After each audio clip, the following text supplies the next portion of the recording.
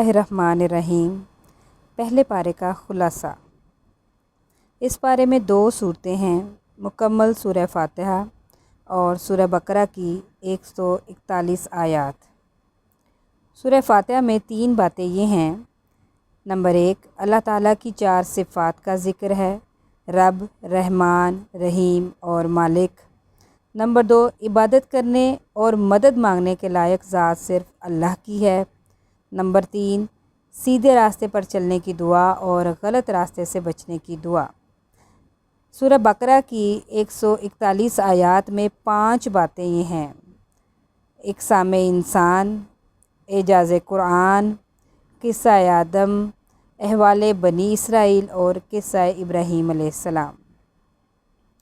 انسانوں کی 3 قسمیں ہیں، مومنین، منافقین اور کافرین۔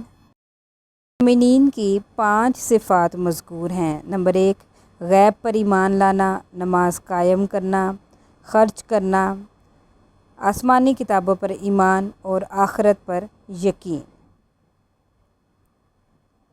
منافقین کی کئی خصلتیں مذکور ہیں، جیسا کہ جھوٹ، دھوکہ، عدم شعور، قلبی بیماریاں، احکام الہی کا مذاق اڑانا، فتنہ و فساد، جہالت، ضلالت اور تذبذب۔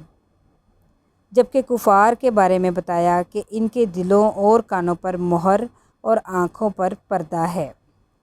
اعجاز قرآن، جن صورتوں میں قرآن کی عظمت بیان ہوئی ہے، ان کے شروع میں حروف مقطعات ہیں، یہ بتانے کے لیے کہ انہی حروف سے تمہارا کلام بھی بنتا ہے اور اللہ تعالیٰ کا بھی، مگر تم لوگ اللہ تعالیٰ کے کلام جیسا کلام بنانے سے عاجز ہو۔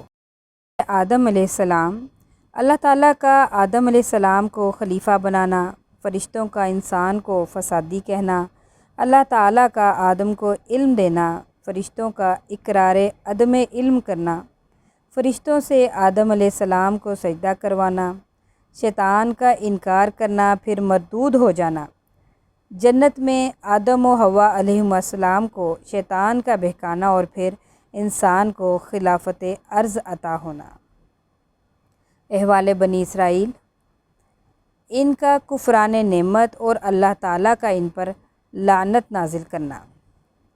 اور 5واں ہے قصہ ابراہیم علیہ السلام، حضرت ابراہیم علیہ السلام کا اپنے بیٹے کے ساتھ مل کر خانہ کعبہ کی تعمیر کرنا اور پھر اللہ تعالیٰ سے اسے قبول کروانا اور پھر توبہ و استغفار کرنا۔ یہ ہمارا پہلے پارے کا خلاصہ تھا۔ انشاءاللہ تعالیٰ نیکسٹ ویڈیو میں دوسرے پارے کے خلاصے کے ساتھ حاضر ہوں گے۔ جزاک اللہ خیراً کثیرا۔